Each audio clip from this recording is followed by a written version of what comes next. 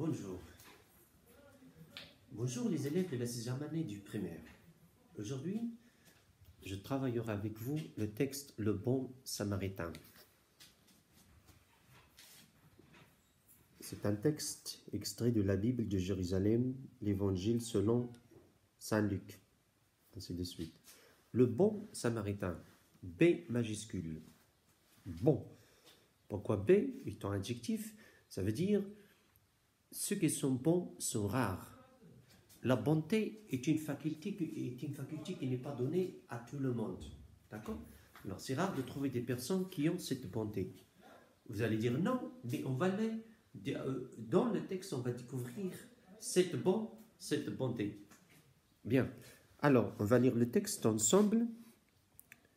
Jésus s'exprime parfois sous la forme de parabole. C'est quoi parabole? C'est un mot venu du grec, parabolé. Ça veut dire la comparaison. Ça veut dire quoi? La définition, ces courtes histoires ont un sens caché. Ça veut dire Jésus n'explique pas directement ce qu'on lui a demandé, mais il exprime sous forme d'une histoire, pour exprimer un fait, pour exprimer quelque chose. Il ne donne pas directement la réponse, mais il la donne sous forme d'une histoire, d'un exemple à suivre. Alors, un spécialiste des textes sacrés, c'est un expert. Un spécialiste,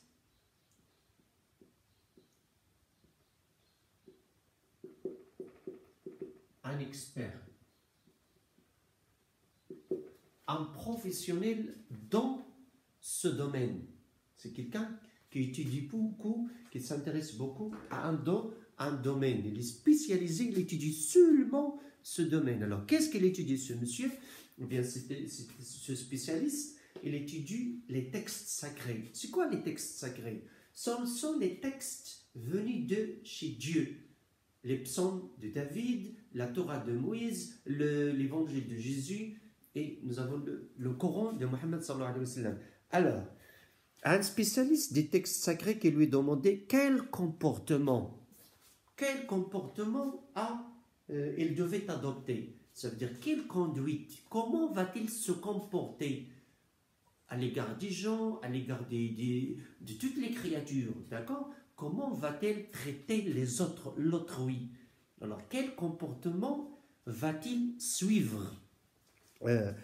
Jésus a la réponse suivante. Tu aimeras le Seigneur ton Dieu. Tu vas aimer ton Dieu. Ça veut dire quoi aimer ton Dieu? Ça veut dire faire tout ce que Dieu nous demande de faire et ne pas faire ce qu'il nous interdit. Aimer Dieu, lorsque j'aime Dieu, je vais aimer l'autre. Entre parenthèses ici, ce n'est pas seulement les humains. Alors, je vais aimer les humains, ça veut dire les gens comme moi, les autres hommes, les autres femmes, etc. Et je vais aimer les autres créatures, les animaux. Je ne vais pas faire du mal aux animaux, aux chats, ainsi de suite, par exemple. Et aussi les arbres, je ne vais pas les couper, je ne vais pas les casser. Et aussi les insectes, je ne vais pas faire du mal aux insectes. Alors, aimer Dieu, je vais aimer toutes ces créatures. C'est-à-dire, lorsque j'aime Dieu, je vais faire du bien. Je serai un bon citoyen. Bien. Aimer Dieu de tout un cœur. De tout un cœur. Plus que tes parents, plus que les membres de ta maison, de ta famille, plus que les humains. Alors, aimer Dieu de tout un cœur, de toute ton âme. C'est-à-dire de tout ton corps, de toute ton âme. Qu'est-ce qu'il y aura dans ton corps? C'est l'amour de Dieu. Qu'est-ce qui triomphe? C'est l'amour de Dieu. Alors, de toute ta force, avoir cette force de l'amour de Dieu, cette force qui sera à l'intérieur de ton corps, de ton âme, pour défendre ces créatures, pour défendre ces idéologies, etc. Et de tout ton esprit et ton prochain comme toi-même. Alors, qu'est-ce qu'il a demandé le spécialiste des textes sacrés à Jésus? C'est ça la première question. demander comment va-t-il s'en comporter dans la vie. Que va-t-il faire? Comment va-t-il traiter les autres? Est-ce qu'il sera méchant avec les méchants? Est-ce qu'il sera gentil avec les personnes gentilles? Est-ce qu'il sera gentil seulement ou bien méchant avec les gens? Il sera méchant avec les animaux? Alors là, cet expert est perturbé. Il veut une réponse précise. Quelle est la réponse de Jésus? Jésus lui demande d'aimer, d'adorer le Dieu de tout son cœur, de toute son âme, de tout son esprit. Ça veut dire avoir une bonté totale dans tout le corps humain. Pardon, il lui demande aussi d'aimer son prochain. C'est quoi ce prochain? C'est la personne qui va venir après lui. C'est la personne qui est près de lui. Le mot prochain ici a un sens ambigu, vague, incompréhensible. Mais Jésus va lui expliquer c'est quoi le prochain sous forme de parabole. Ça veut dire qu'il va lui donner un extrait, un exemple, un morceau d'une histoire pour bien, histoire réelle, attention, histoire qui a eu lieu à cette époque-là. Alors voilà, quels sont les personnages? C'est Jésus et le spécialiste du texte sacré. Nous avons ici deux textes. Le premier texte est une discussion entre Jésus et le spécialiste. Ici, Jésus va éclaircir sa réponse par un argument, ou bien des arguments forts, solides, concrets, qui le poussent, qui vont pousser cette personne, ce spécialiste, à bien comprendre le sens ici de son prochain. Alors on va voir. Mais lui, voulant se justifier, dit à Jésus, « Et qui est mon prochain ?» Jésus reprit. Alors Jésus, maintenant, on va voir parabole. Un homme descendait de Jérusalem à Jéricho. Cette histoire s'était passée en Palestine. Il est venu de Jérusalem, il va vers Jéricho. Il y a un désert. Ça veut dire d'une ville à une autre. À cette époque-là, c'est juste sur le dos d'une bête, un chameau, bien dromadaire, ou bien un cheval, ou bien un âne, ou bien une mule, etc. Et il tomba au milieu de brigands. C'est quoi les brigands? Les voleurs, les bandits. Ça veut dire quoi il tomba au milieu des brigands? Ça veut dire les brigands l'arrêtent tout simplement.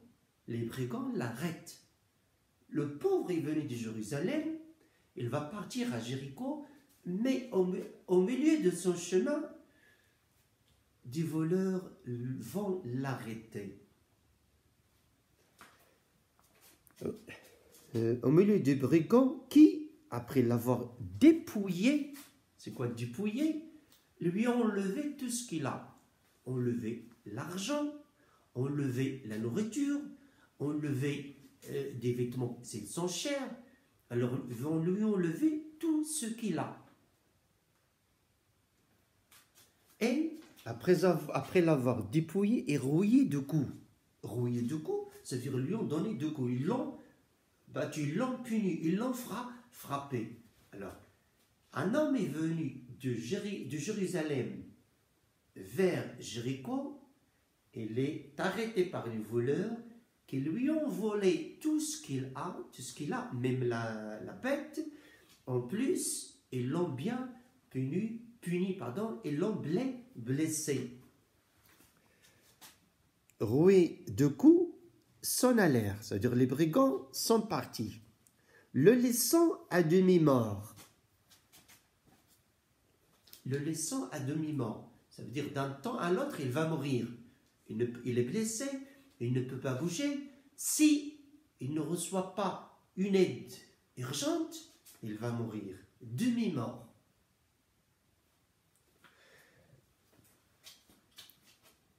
Point. Après quelque temps, un prêtre vint à descendre par ce chemin-là, qui va passer près de lui. Un prêtre, c'est l'homme de l'Église. Un prêtre, c'est-à-dire c'est un homme de religion. il est venu par là. Que fait le prêtre? Il donne des conseils aux gens à faire du bien. Alors, automatiquement, lorsqu'on entend le prêtre, il fait du bien, il donne des conseils, etc., automatiquement, il va l'aider. Mais non, il y a un problème. Un prêtre va descendre ça veut dire il passer par ce chemin-là, et il le vit et passa outre.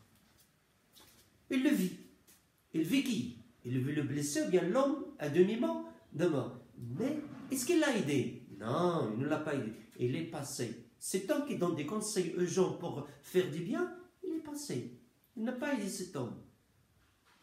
Dans une situation délicate, dans une situation précaire. Il l'a laissé, il est passé. Ah, il y a un problème. On passe. Pareillement, un lévite. C'est un homme de religion. Un autre homme de religion est passé. À côté de cet homme qui est à demi-mort. Est-ce qu'il l'a aidé? Non. Il est passé. Alors, c'est bizarre. Pareillement, un lévite survenant en ce lieu, ça veut dire qu'il est passé à côté de lui, levé et passé à outre. Ces hommes donnent des conseils aux gens pour faire des biens. Ils n'ont pas aidé cet homme. Ça, c'est un point d'interrogation.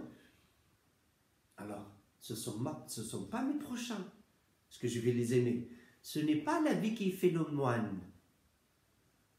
Et le paraître ne fait pas l'être de la personne. Si tu avais une personne bien habillée, tu vas dire il est riche ou bien il est irresponsable. Non. C'est les actions, la façon de travailler, la bonté de la personne qui fait la personnalité d'un être. Alors, mais un Samaritain, un homme normal, ce n'est pas un homme de religion. Ce n'est pas un homme qui donne des conseils aux gens. Un simple voyageur. Un Samaritain qui était en voyage arriva près de lui, levé et fut pris de pitié.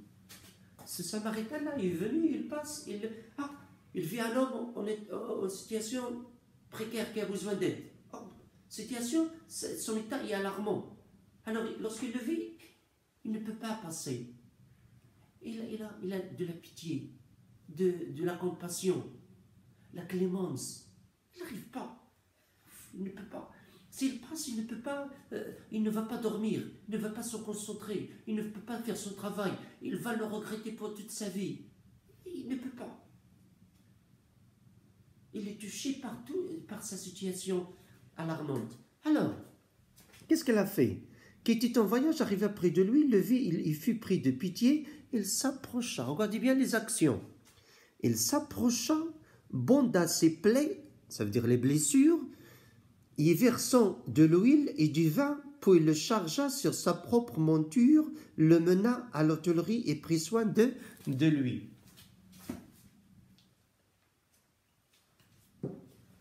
Qu'est-ce qu'elle a fait ce monsieur? J'ai dit, ce n'est pas un homme de religion. C'est un homme simple, modeste, un voyageur. Peut-être un commerçant, peut-être juste une simple personne qui est venue de chez ses amis, ou bien qui a rendu visite à sa famille. De toute façon, il est passé par ce chemin. En voyant cette personne qu'il n'a pas connue, il ne sait pas qu'est-ce qui lui est arrivé, il ne l'a jamais vu, il n'a pas peur qu'il soit un piège pour être arrêté par le voleur, bien un piège préparé par une embuscade préparée par le voleur. Il n'a pas. Et lorsqu'il a vu le sang, il a vu cette personne qui ne bouge pas, qui gémit. D'accord, il ne peut pas bouger. Il est pris de pitié. Il ne peut pas. Parce que l'homme ou bien l'humain est faible. Ce n'est pas du fait que tu ne le connais pas, tu ne vas pas l'aider. Non. C'est l'autre. C'est ton frère. Alors, qu'est-ce qu'il a fait? Il s'approcha de lui, il s'approche de cette personne, il bande, ça veut dire il met des pansements, il bande ses blessures, elle verse de l'huile et de l'alcool toujours sur ses blessures pour ça veut dire nettoyer tout ça, le sang, tout ce qu'il y a, et l'alcool, et le vin, pardon, il verse le vin, parce que le vin contient l'alcool, et le chargea sur sa propre monture. C'est quoi la propre monture? Ça veut dire sur son cheval. Oh, combien de chevaux cet homme? Un seul. C'est-à-dire, il le met sur le cheval, peut-être lui, il va marcher derrière. Il le chargea sur sa propre monture et il l'emmène à l'hôtel. C'est-à-dire, il va payer l'argent. Il l'emmène à l'hôtel et prend soin de lui. Et le vit, fut pitié de lui, bande ses blessures, nettoyer ses blessures, le charge sur sa monture, l'emmène à l'hôtel et prend soin de lui. Ça veut dire qu'il va passer la nuit à côté de lui, on va dire le chevet de son lit. Il n'y a pas de chevet à cette époque. Alors là, à côté de lui, ça veut dire quoi? Ça veut dire quoi il passe la nuit à côté de lui? Ça veut dire si le blessé fait un seul gémissement, il va bouger, il va intervenir. Cet homme a annulé tous ses rendez-vous. Il a annulé même son voyage. Il a arrêté tout le travail de sa vie. Ils s'en foutent s'ils sont commerçants, ils s'en foutent de son commerce, ils s'en foutent de son travail, ils s'en foutent de son voyage. C'est quoi toute sa préoccupation? C'est quoi tout son but? C'est aider cet homme. C'est laisser cet homme vivre. Réanimer, entre parenthèses, cet homme. Faire revenir cet homme à la vie, à aider cet homme à récupérer sa force. Regardez bien. Alors, beaucoup d'actions et personne, c'est rare, désolé, c'est rare de trouver quelqu'un qui peut faire toutes ces actions. Peut-être parce que si quelqu'un le trouve, qu'est-ce qu'il va faire? Il va seulement lui donner à boire et au revoir, je le laisse. Il va lui donner par exemple de la nourriture, il va le soigner, il le laisse. Mais ici, il a fait quelque chose d'incroyable. Quelque chose que rares sont ceux qui peuvent le faire. Après, alors nous sommes à l'hôtel. Point. Le lendemain, c'est-à-dire il a passé la nuit avec lui, il tira 2 deniers, ça veut dire l'argent, et il les donna à l'hôtelier. Regardez bien. Il s'installe à l'hôtel, il a réservé, il a payé une chambre, il a aidé cet homme, peut-être combien d'argent, je ne sais pas, la somme qu'il a dépensée sur la santé de cet homme, et le lendemain, il donne l'argent. Il ne fait pas confiance à l'hôtelier. Il lui donne l'argent. Voilà ton argent. Juste l'argent pour s'occuper de cet homme, de ce patient. En disant, prends soin de lui. Et ce que tu auras dépensé en plus, il lui donne l'argent pour nourrir ce blessé, pour prendre soin de ce blessé. Et il lui dit, prends soin de lui. C'est quoi prendre soin de lui? Le nettoyer, le nourrir, le faire sortir, lui parler, il y a beaucoup de choses. Alors, et ce que tu auras dépensé, tout l'argent que tu auras dépensé après mon départ, je te le rembourserai. Je vais tout régler, je vais tout donner. Ne t'inquiète pas pour l'argent. Bizarre, ce n'est pas de sa famille, ce n'est pas de son ami, ce n'est pas son voisin, il ne l'a jamais vu. Regardez comment il le traite. C'est ça le bon comportement. Ce n'est pas que je te connais, je t'aide, je ne te connais pas, je ne t'aide pas. Alors, moi, à mon retour, alors maintenant, la parabole est finie. Jésus va parler. Lequel de ces trois, à ton avis, s'est montré le prochain de l'homme tombé aux mains du brigand, du voleur? Le spécialiste du texte sacré va répondre. Il dit, celui qui a exercé la miséricorde envers lui. Et Jésus lui dit, va, toi aussi, fais de même. Vous avez bien compris pourquoi bon est écrit en majuscule, pourquoi j'ai dit, c'est rare de trouver des personnes qui sont bonnes, qui ont cette bonté, c'est rare. Ça ne suffit pas seulement de dire bon. Alors à la fin, Jésus a dit aux spécialistes du texte sacré, à ton avis, quel est ce temps qui s'est montré le prochain de l'homme tombé aux mains des brigands? Et l'autre, le spécialiste, a répondu, celui qui l'a aidé tout simplement. Et directement, Jésus lui a dit, va, fais la même chose. Quelle est l'explication du prochain? C'est l'autre. Selon le texte, c'est l'autre. Qu'est-ce qu'on comprend de ce texte? Ce n'est pas la personne qu'on croit être bonne qui fait du bien. Ce n'est pas le paraître qui fait l'être. Ce n'est pas parce que tu es, je ne sais pas quoi, alors tu es bien. Non. C'est tes actions qui te rendent bon, bien bonne pour l'être. Est-ce que c'est clair? Alors voilà le texte. Je pose quelques questions. Quelle est la source du texte? On a dit, c'est la Bible de Jérusalem. Quel est le titre du texte? Le bon samaritain. Quels sont les personnages? Ici, nous avons deux textes. Jésus est spécialiste d'un côté, et nous avons les autres que nous n'avons pas parlé, dont la parabole, c'est le blessé, le bon samaritain, le prêtre, le lévite.